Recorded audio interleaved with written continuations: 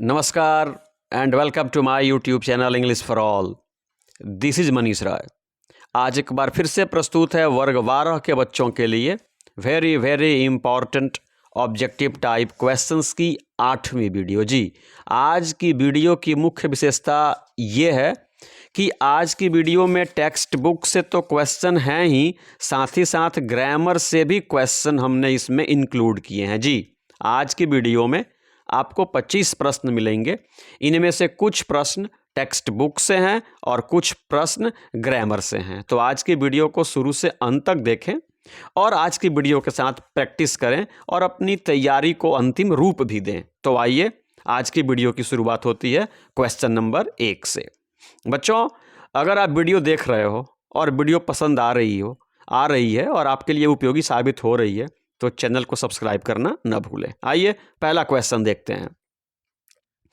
बच्चों, पूछ रहा है CB studied at a school. CB किस विद्यालय में पढ़ता था? प्राइमरी स्कूल में, मिडिल स्कूल में, हाई स्कूल में या इनमें से किसी में भी नहीं। जी, आपको बताना है कि सीबी किस विद्यालय में पढ़ता था, प्राइमरी में, हाई में, मिडिल में या इनमें से कहीं नहीं। तो बच्चों, यदि आप इस प्रश्न का जवाब सही जानना चाहते हैं तो आप अपनी पाठ्य पुस्तक में सीगा नोया की रचना द आर्टिस्ट देखिए। वहाँ देखेंगे तो पता चलेगा कि सीबी जो था ना, वह प्राइमरी स्कूल का विद्यार्थी था। जी, प्राइमरी स्कूल का विद्यार्थी था। तो एक का ए होगा, CB studied at a primary school. Number 2 कहता है was a simple minded man. निम्न में से कौन एक सिंपल माइंड वाला व्यक्ति था? नानू काका थे, जॉनसन थे, बेंजी या इनमें से कोई नहीं। आपको बताना है कि निम्न में से कौन सिंपल माइंडेड मैन था। तो इसके जवाब के लिए बच्चों आप H.E. बेट्स की रचना द अर्थ देखिए। जब अर्थ देखेंगे तो मालूम चलेगा कि Benjy was a simple minded man. जी, Benjy was a simple minded man, तो 2 का सी होगा। नंबर 3 कहता है कि सीबीज फादर ग्रैब्ड हिज सन, यानी सीबी के पिताजी ने अपने बच्चे को झपट करके पकड़ लिया। बाई यानी कॉलर उसका झपट करके पकड़ लिया, हैंड झपट करके उसके बाह को पकड़ लिया, झपट करके उसके गर्दन को पकड़ लिया या कुछ नहीं पकड़ा। जी बच्चों, आप याद रखिएगा, सीबी के पिताजी ने अपने पुत्र के कॉलर को झपट करके पकड़ा। जी बच्चों, कॉलर को, तो COLLAR।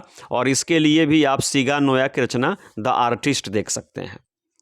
बच्चों, नंबर 4 है Natalia was finally married to. आपको बताना है कि अंत में नटालिया की शादी किससे हुई? नानू काका से हुई, लोमो से हुई, बेंजी से हुई या किसी से नहीं हुई? जी बच्चों, याद रखिएगा, झगड़े तो बहुत हुए लेकिन नटालिया की शादी अंततः लोमो से हुई।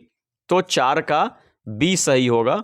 और इसके लिए एंटन चेकोव की रचना ए मैरिज प्रपोजल देख सकते हैं आप। बच्चों, नंबर 5 कहता है how free is the press is an essay, a short story, a fiction या नॉन। आपको बताना है कि how free is the press क्या है? ऐसे है, शॉर्ट स्टोरी है, फिक्शन है या कुछ नहीं है। याद रखिएगा बच्चों, how free is the press an essay है। और मैं तो कहूँगा कि आपकी पाठ्य पुस्तक में जो 11 प्रोज चैप्टर है ना, वो याद कर लीजिए कि 11 चैप्टर कौन ऐसे है, कौन शॉर्ट स्टोरी है, कौन ड्रामा है, सब याद कर लीजिए बच्चों। तो how free is the press essay हुआ। नंबर 6 देखिए, are careful not to antagonize the press. बच्चों, एंटेगनाइज का मतलब होता है क्रोधित करना, यानी निम्न में से कौन ये चाहता है कि, मतलब निम्न में से कौन प्रेस को नाराज करना नहीं चाहता है? जी, प्रेस को क्रोधित करना नहीं चाहता है। कौन? डॉक्टर्स, पॉलिटिशियंस, इंजीनियर्स और ट्रेडर्स। तो इसके जवाब के लिए आप पढ़िएगा बच्चों how free is the press, तब पता चलेगा कि politicians are careful not to antagonize the press. यानी जो राजनेता होते हैं ना, वो बड़े सतर्क रहते हैं, वो ये नहीं चाहते हैं कि उनसे प्रेस क्या हो जाए, नाराज हो जाए। अगर प्रेस उनसे नाराज हो जाएगा ना, तो वो उनको रेपुटेशन को मार कर सकता है, बिगाड़ सकता है। इसलिए बच्चों 6 का बी होगा, politicians are careful not to antagonize the press. Number 7 कहता है कि the English give an elderly, खाली स्थान, एन ओल्ड एज पेंशन। आपको बताना है कि अंग्रेज लोग जो होते हैं ना, निम्न में से किसको है ना वो वृद्धा पेंशन देते हैं? ट्रेडर को, मैन को, पोएट को या राइटर को? इसके उत्तर को जानने के लिए बच्चों आप बर्ट्रैंड रसेल की रचना ideas that have helped mankind पढ़िए, तो पता चलेगा कि the English give an elderly man an old age pension, अतः 7 का बी होगा बच्चों। नंबर 8 देखते हैं। According to Pearl S Buck the main quality of a leader is, यानी पर्लेस बक के अनुसार एक अच्छे नेता की मेन क्वालिटी क्या होती है जी। एक अच्छे नेता की मेन क्वालिटी क्या होती है, उसका सबसे बड़ा गुण क्या होता है। डिसऑनेस्टी बेईमानी, सेल्फिशनेस स्वार्थ, क्रूएल्टी निर्दयता, सेल्फलेसनेस मतलब निस्वार्थता। तो बच्चों आपको भी पता है कि नेता बनने के लिए आपको सेल्फलेसनेस चाहिए। क्या चाहिए? सेल्फलेसनेस चाहिए। अतः पर्लेस बक के अनुसार the main quality of a leader is selflessness, अतः 8 का डी होगा बच्चों। क्या होगा? डी। नंबर 9 कहता है a thing of beauty is a joy for ever is written by. यह जो आप पंक्ति देख रहे हैं ना, इसको बच्चों नहीं भूलिएगा। ए thing of beauty is a joy for ever, यह पंक्ति निम्न में से किसके द्वारा लिखित है? जॉन डन के द्वारा, जॉन मिल्टन के द्वारा, जॉन किट्स के द्वारा, या इनमें से किसी से भी नहीं। याद रखिएगा बच्चों, ए thing of beauty is a joy for ever, ये जॉन किट्स की रचना है। किसकी रचना है? जॉन किट्स की। इसको नहीं भूलेंगे, never forget that. A thing of beauty is a joy for ever has been written by John Keats and it is a very useful question for your upcoming exam. So my dear student, remember this for ever. Question number 10 कहता है कि who used to live with her grandmother. निम्न में से कौन अपनी grand mother के साथ रहती थी जी। निम्न में से कौन अपनी ग्रैंड मदर के साथ रहती थी? सरोजिनी नायडू, कमला दास, इंदिरा गांधी, या इनमें से कोई नहीं। याद रखिएगा बच्चों, कमला दास। कौन रहती थी बच्चों? कमला दास। और इसके लिए आप कमला दास की रचना माय ग्रैंड मदर्स हाउस अपनी पाठ्य पुस्तक में देख सकते हैं। नंबर 11 कहता है फ्रीजेस द एक्टिव हैंड्स। निम्न में से वो कौन सी चीज है जो एक्टिव हैंड्स को, जीवित व्यक्तियों को फ्रीज कर देती है? लाइफ, वाटर, डेथ, या नॉन। याद रखिएगा बच्चों, death. Death freezes the active hands जी। Death freezes the active hands. तो 11 का बच्चों सी होगा। नंबर 12 कहता है the Savitri is written by. आपको बताना है कि निम्न में से किसने सावित्री की रचना की है। सावित्री नामक रचना की है। सरोजिनी नायडू ने लिखा है सावित्री, अरबिंदो घोष ने लिखा है, कमला दास ने लिखा है, या रविंद्रनाथ टैगोर ने लिखा है? बच्चों याद रखिएगा, द सावित्री जो है ना, अरबिंदो घोष के द्वारा लिखी गई है जी। Savitri has been written by Aurobindo Ghosh. So our correct answer is option B. Okay, let's move on. Number 13 देखते हैं बच्चों। A psalm of life is written by. आपको बताना है कि ए साम ऑफ लाइफ निम्न में से किसकी रचना है? W.H. लॉन्गफेलो की है, रॉबर्ट फ्रॉस्ट की है, T.S. एलियट की है, या रॉबिन्सन की? याद रखिएगा बच्चों, a psalm of life W.H. Longfellow की रचना है। किसकी? W.H. लॉन्गफेलो की रचना है। बच्चों नंबर 14 कहता है अबाउट 800 ईयर्स अगो जी, लगभग 800 साल पहले। अबाउट 800 ईयर्स अगो, लगभग 800 साल पहले वाज अ वर्ल्ड लैंग्वेज। निम्न में से कौन एक वैश्विक भाषा थी?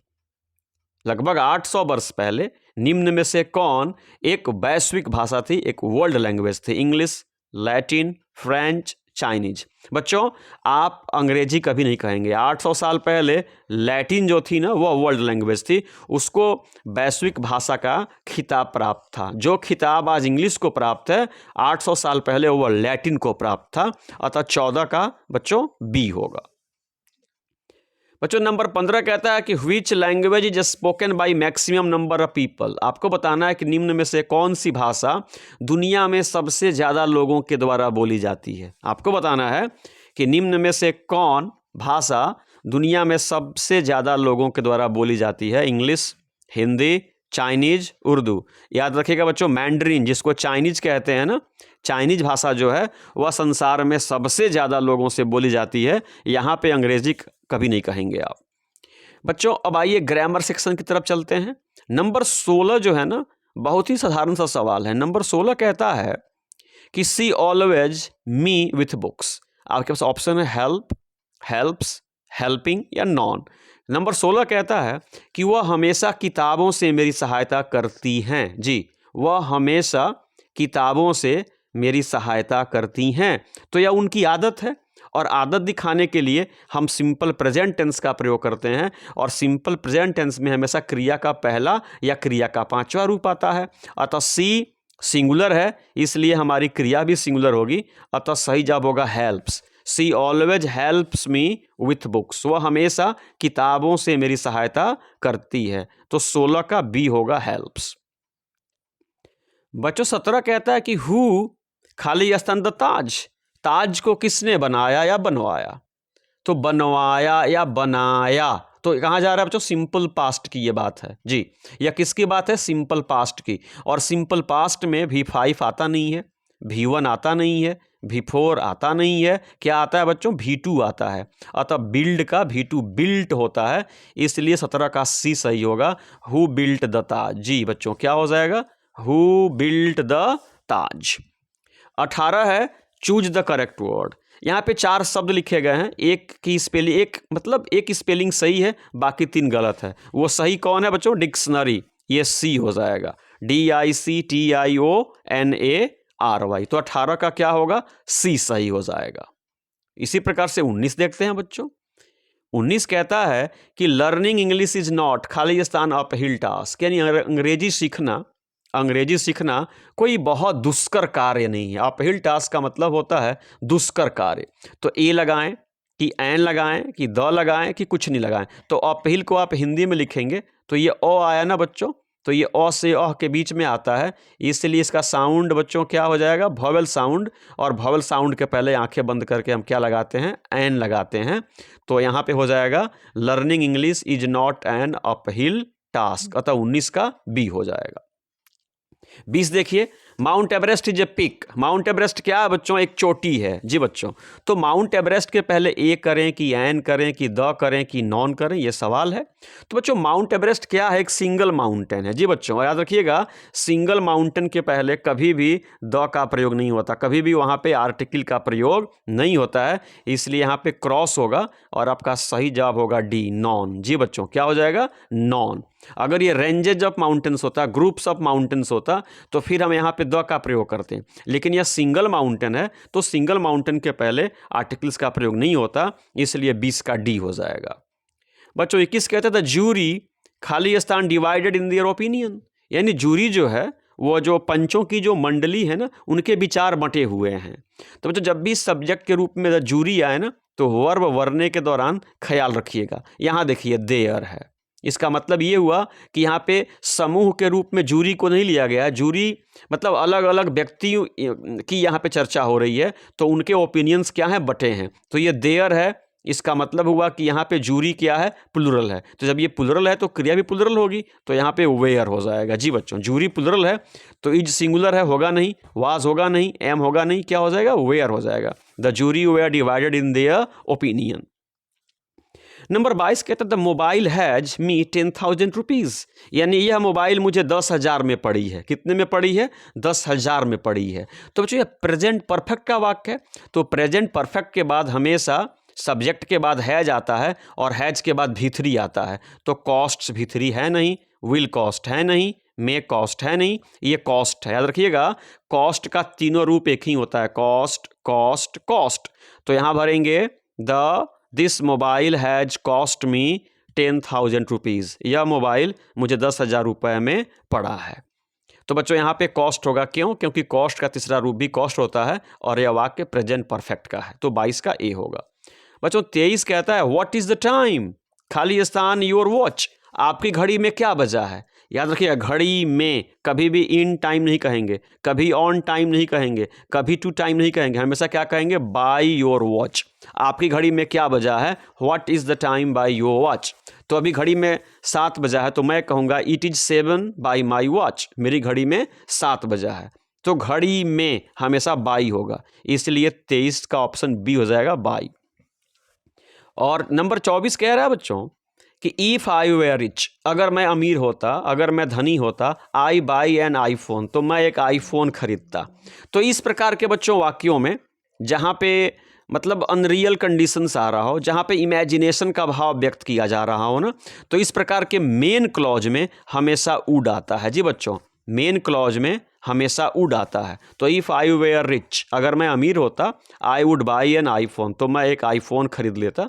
तो बच्चों 24 का बी हो जाएगा वुड। 25 कहता है खाली स्थान गॉड ब्लेस यू, भगवान आपको आशीर्वाद दें। तो जब भी बच्चों ऑप्टेटिव सेंटेंस हो ना, तो आंखें मूंद करके मे का प्रयोग कर दीजिए जी। और ऑप्टेटिव की पहचान ये होगी, नोट ऑफ एक्सक्लेमेशन होगा। तो जब ये दिखे ना, तो आप मे का प्रयोग कर दें। तो मे गॉड ब्लेस यू, भगवान आपको आशीर्वाद दें। मैं भी चाहता हूं कि आप विद्यार्थियों को भगवान आशीर्वाद दें, आप परीक्षा में बेहतर करें। लेकिन भगवान उन्हीं को आशीर्वाद देते हैं जो खूब मेहनत करते हैं, जो खूब पढ़ाई करते हैं, जो खूब परिश्रम करते हैं। तो यदि आप परिश्रम करेंगे तो भगवान आपको आशीर्वाद भी देंगे और आप परीक्षा में बेहतर भी करेंगे। और मैं भी यही चाहता हूँ। तो आज की वीडियो कैसी लगी कमेंट बॉक्स में ज़रूर लिख करके बताएं। तो आज की वीडियो को समाप्त करने से पहले मेरे साथ बोलें, दिल से बोलें, जय हिंद।